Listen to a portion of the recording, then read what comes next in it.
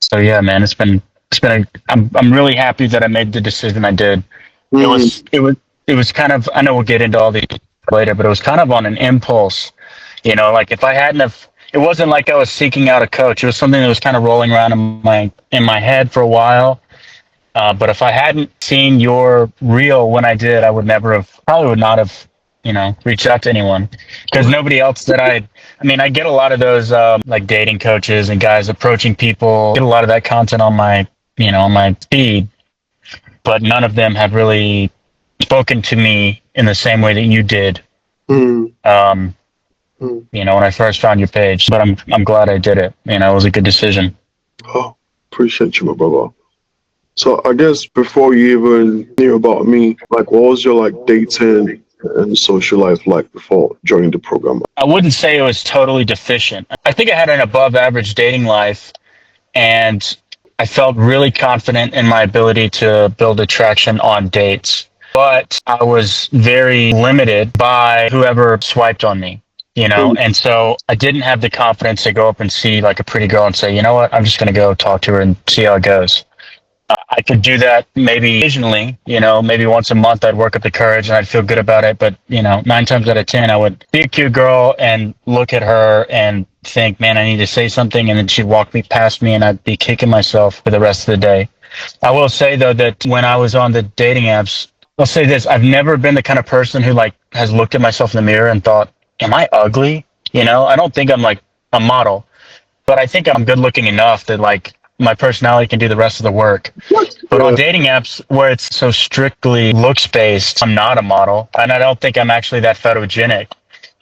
It's like, damn, dude, I must be ugly. I had to work to get my profile like straight.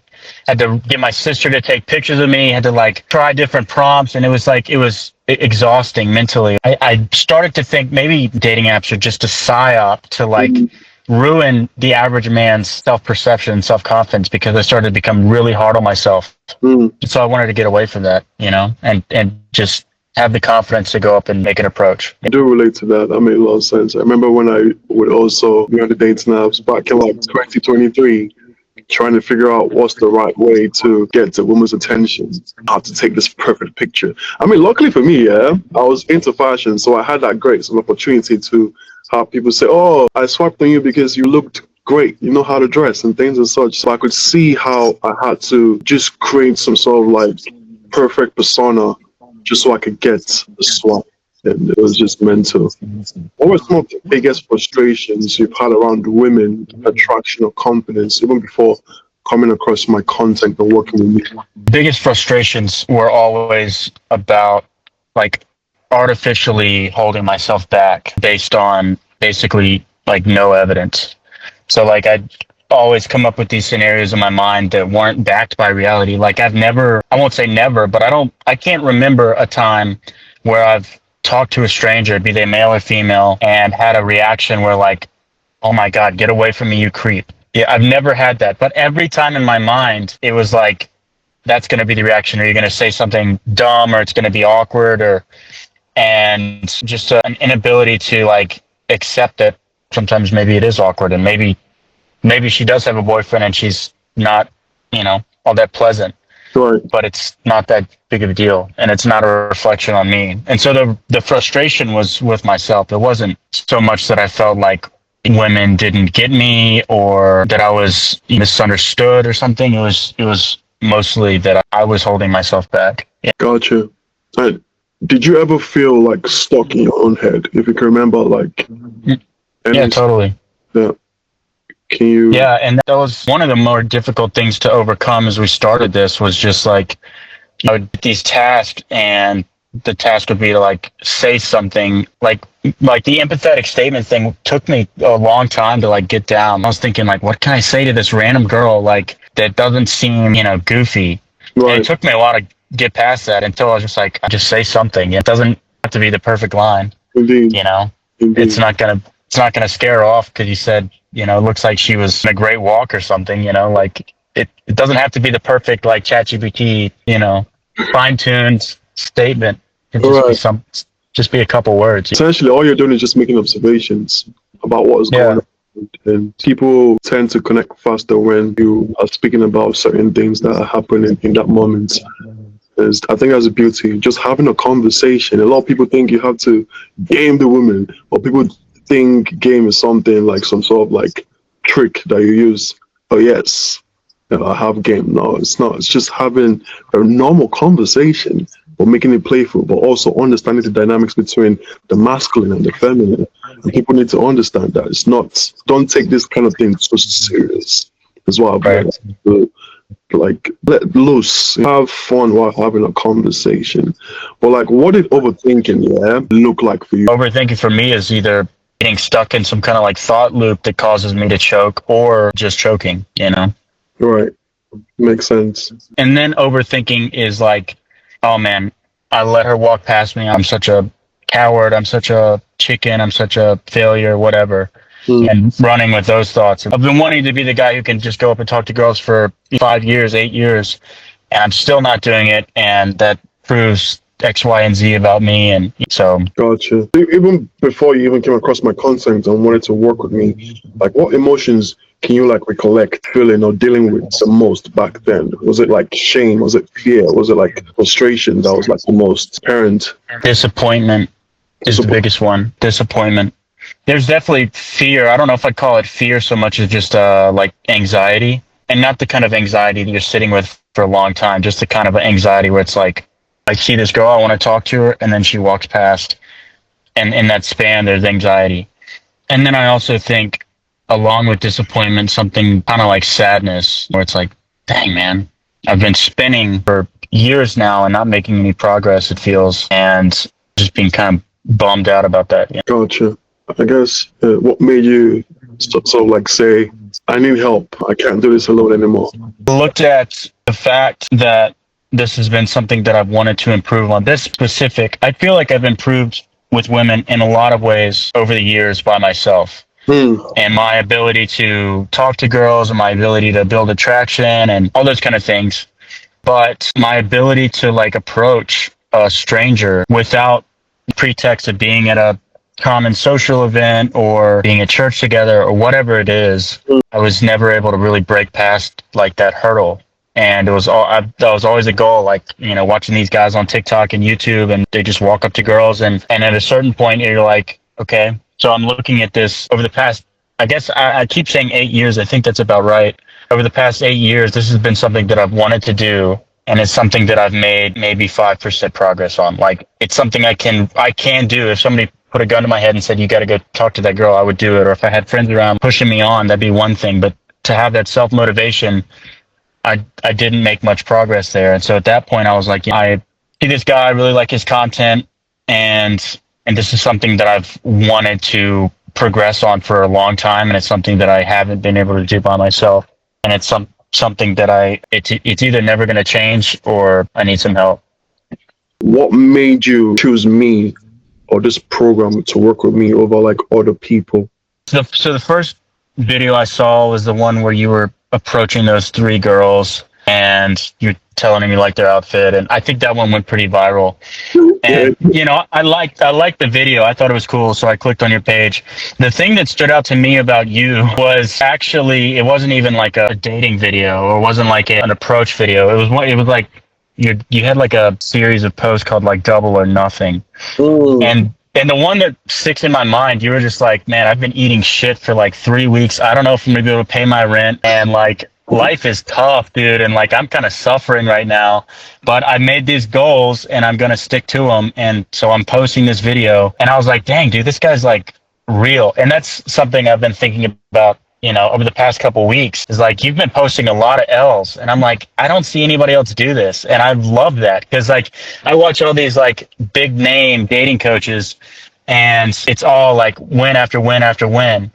And I guess the message that they want to get across is, you're going to be like me when you sign up, and you're going to get win after win. And it's like, I'm sorry, but I don't think that that's realistic. Maybe it is for 1 or 2 guys, but I think for the vast majority of people, it's like, you still take loss, like you still fumble and you still choke and you still say something wrong, or the girl's taken, or the girl's just not interested, or she doesn't like your shirt.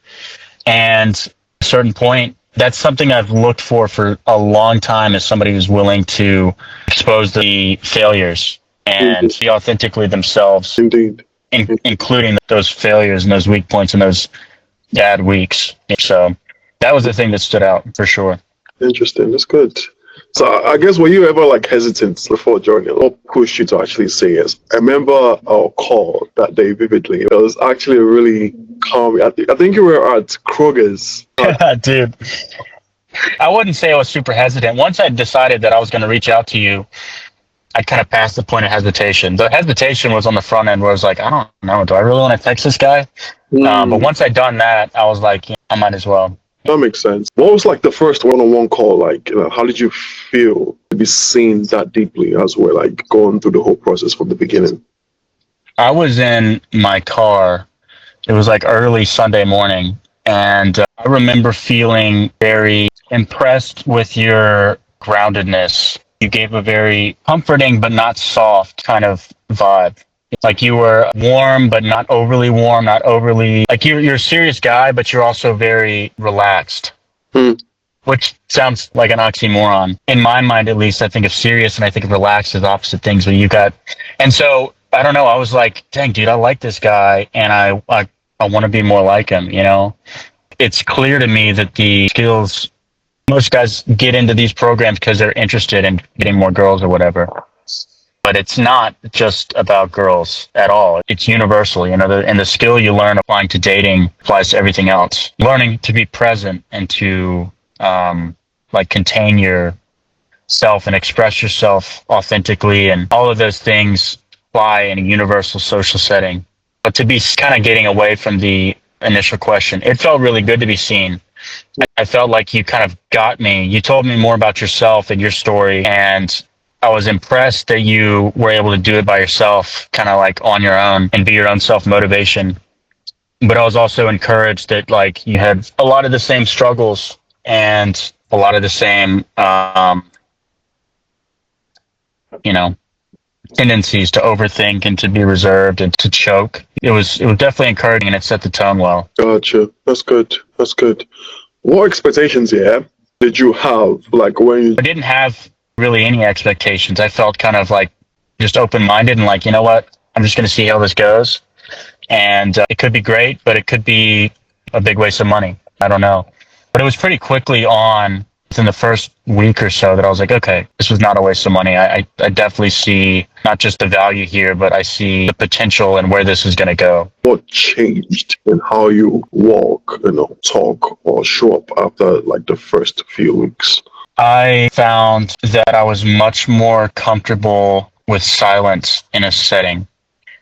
The first thing that you made me aware of when we initially started was that I'm like, you're talking really fast and you sound nervous, even though it's not like your voice is shaking, but you're not letting her finish speaking. You're like rushing to say the next thing. You sound like really nervous, like you're just trying to get this over with.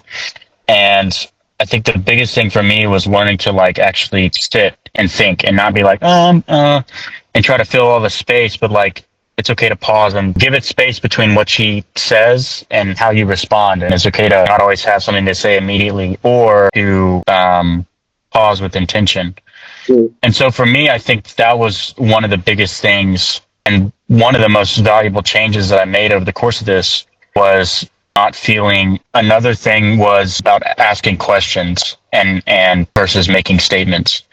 Something you talked about was, I think you called it permission-seeking behavior, where you're doing things that are attempting to signal that you want their permission to be in the conversation rather than being there. They're free to leave and they can tell you to fuck off if they want to. But like, I don't have to get their permission to stand here and talk and engage with them. Some of those things are, like I said, talking fast, but also asking a lot of questions instead of making statements, and trying to fill space and trying to laugh when things aren't funny. And so being aware of those things and then intentionally working through them and consciously adjusting those behaviors was huge.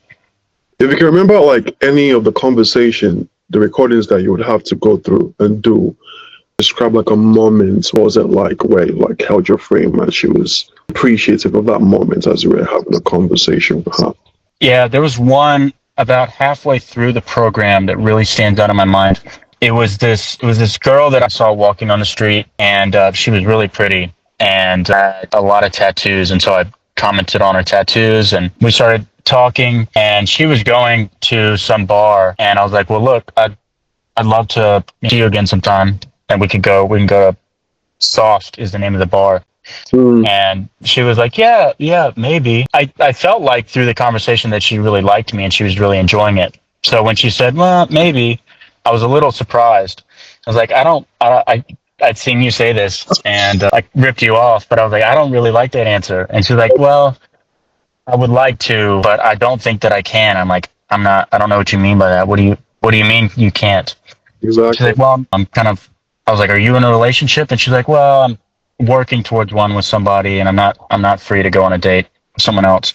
Like, that's totally cool. And I was like, but let me get your number. If anything changes, feel free to shoot a text me. I'd love to see you sometime. It's like, well, I don't know. Is Instagram okay? I'm like, yeah, Instagram's fine. So anyway, I messaged her on Instagram. I was like, hey, just following up, letting you know, if things change, feel free to reach out. No Yeah. pressure. And she said that she would. So I haven't heard back from her since then, but that's whatever. Hopefully it works out with her and her man. Indeed.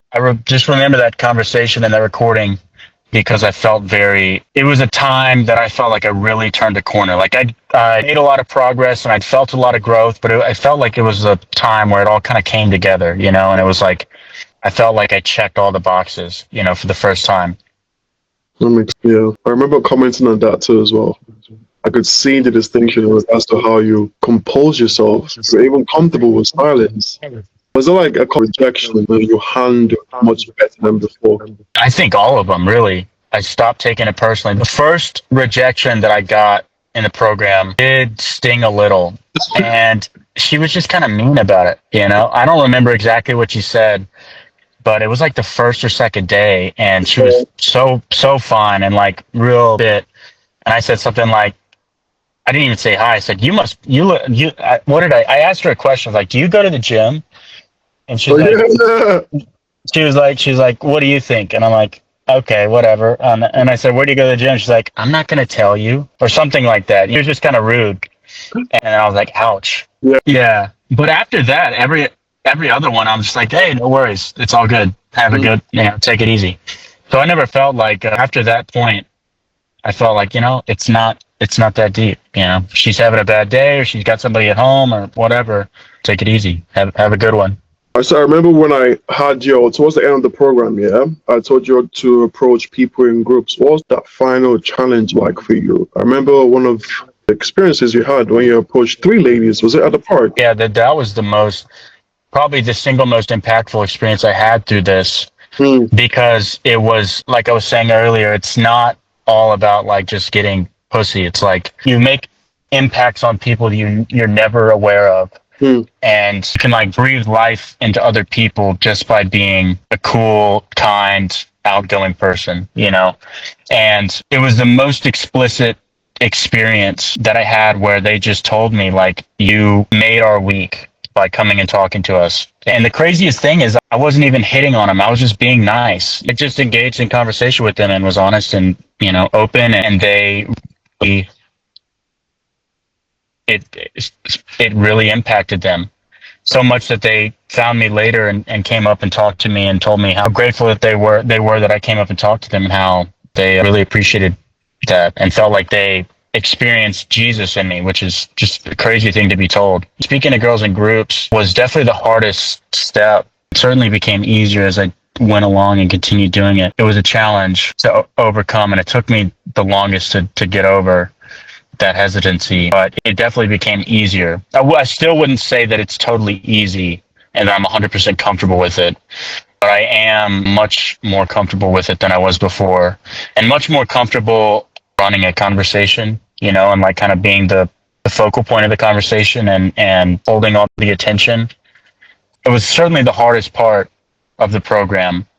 Probably the area that I saw the most improvement was being able to grow up and approach a group of. When it even comes to approaching people in groups, you need to start from the basics. I remember mentioning one of her dates looks like Orlando from Violent. So I guess what's different about how you live and date now compared to like when you started? The biggest difference is I just don't have these like artificial self-imposed limitations on my thinking. So I think the biggest difference is just kind of obviously there's confidence and there's ability that I didn't have before, but I also think there's a different way of thinking, more of a lack of expectation and a lack of there's a term I've heard called outcome independence, where it's like, I'm just going to go through the step. I'm going to go through the motion. I'm going to do it as best as I can right now. And that's the win. The win is not, getting the number or going on a date or being the girlfriend. The win is the fact that I did that because I said I was going to do it. And if they like me, great. That's perfect. If they don't, that's all good too, because I'm not dependent on the outcome of the situation to be good. I'm dependent on myself to do the right thing. I remember I approached a lady who just broke up with someone else, with her ex-boyfriend, and she was quite depressed, and I could see that from her body language. And I wouldn't have known that if I didn't have a conversation with her. So the only thing you should be worried about, anyone who's watching, only worry about going through the process, what you can control. You cannot control who this lady is or what she feels and how she's going to respond to you. So how do you see yourself now, Lucas? I think I see myself as someone who make the changes that I want to make if I apply the effort and follow through. That was one of the things that I expressed to you on our first call, was that I'm frustrated because I don't feel like I'm the kind of person who does what I say I'm going to do when I say I'm going to do something to myself. I can say I'm going to go and talk to that girl, and then I say, well, I'll do it in 5 minutes. I'll do it, I'll do it in 10 minutes. I'll do it, when we're leaving the restaurant, or I'll do it after I'm done with this next set at the gym, or whatever the case may be. And I was frustrated because, years and years of thinking like that, you start to lose belief in the things you tell yourself. And overcoming that in this setting, knowing that I can do this thing that's been so hard for me to overcome, gives me a knowledge of my ability in any situation. And so now I see myself as somebody who can do what I tell myself. I think beyond that, I think of myself as someone who's socially competent and attractive and not held back by limiting beliefs, not held back by like, oh, she's out of my league. So I guess what are you doing socially today that the old you wouldn't believe, like, at all? I'm talking to new people almost every day. I'm approaching girls. I'm, talking to strangers. I'm going on a lot of dates with people that I didn't meet on a dating app or like the internet or something. I don't know if I would have believed that back then. That's always where I wanted to be, where I felt comfortable enough to say, hey, I love your tattoo. And then not just saying I love your tattoo, but stopping and having the conversation there and like, so is there a meaning behind it, or you just thought it looked cool? Because it does look cool, but whatever. So what would you tell someone, watching this right now, who feels the way you used to feel before? I would tell them that you are worth the effort that it takes to overcome your limiting beliefs and your limiting habits. But as uncomfortable as it is to go and make an approach when you're not used to doing that, it is vastly more comfortable than like hating yourself because you keep soaking. And every day it's, oh, I'm going to do it today. I'm going to do it today. And every girl that walks past, I'm going to do it. I'm going to do it. I'm going to do it. Oh, she's gone. And then you're like, man, I'm such a loser, dude. I can't do this thing. And it's worth the effort. It's worth the investment. It's worth the time to say, I'm gonna talk to 5 girls today, and they could all spit at me, but I'm gonna talk to 5 girls. Maybe I stutter, maybe I talk too quickly, maybe I forget what I was gonna say, but tomorrow maybe I'll only talk too quickly and forget what I was gonna say, and I'll stop stuttering. And then the day after that, you make these incremental improvements. And it doesn't happen overnight, but looking back 12 weeks, it's like it didn't happen overnight, but it happened. So what advice would you give to like your past self before joining this program? My past self, I would say, keep your promises to yourself and listen to that voice that's telling you what you need to be doing. And listen to the regret, listen to the kicking yourself. Don't start to hate yourself, but listen to Like, man, I should have done that. I could have done that, and I didn't. That's what I tell myself. I tell myself to keep your promises to yourself. Indeed. So I guess what are you most proud of from your journey going through Watched Every Day? My favorite question, isn't it? What I'm most proud of is that I did it, man. I'm proud that I made the decision to reach out, because that was a big step. I'm proud that I didn't hold myself back by like, oh man, that's money that I need. I'm proud I didn't hold myself back from investing in myself, not just with money, but with time and with energy and with and I got off at 7 o'clock today and the sun goes down in 30 minutes and I'm exhausted because I've been here since 8, and I'm going to go do these approaches, and I'm going to go walk around and take block after block and put myself out there. So I'm proud. Like, the biggest thing is that I'm proud that I did it. I'm proud that I didn't just spend the money and think it would solve itself on its own, that I actually followed through with it. I actually took the action and did the activities and showed up for the calls and stuck to it when it was difficult. Yeah, I think it was a breath of fresh air. Just seeing how enthusiastic you were. And it's a no-brainer why you came out of this remarkably. And it's just so inspiring for me too, because I had to show up as well. And I'm like, wow, me starting this program, starting this whole thing as something I've never done before, and then seeing how you, by even showing up, it just made me keep going.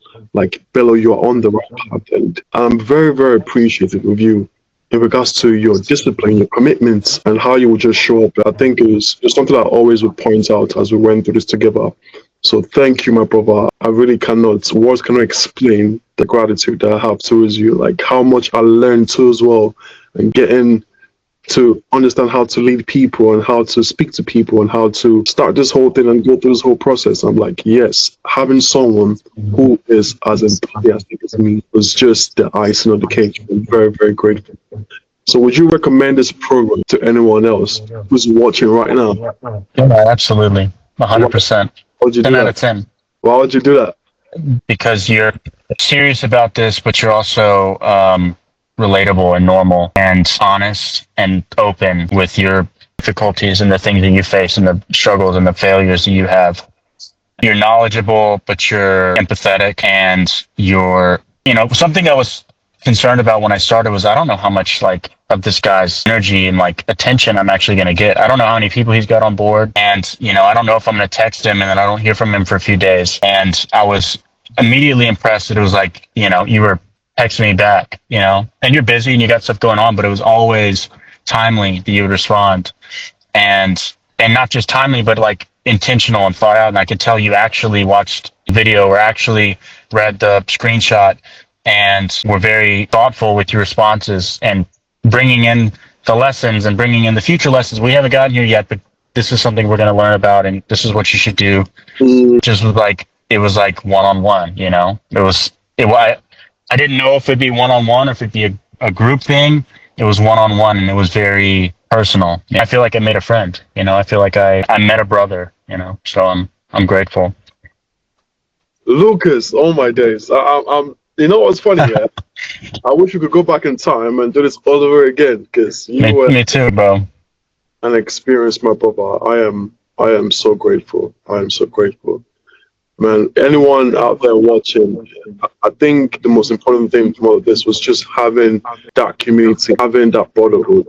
And once you have someone keeping you accountable, there's no reason why you cannot win. It's inevitable to always win.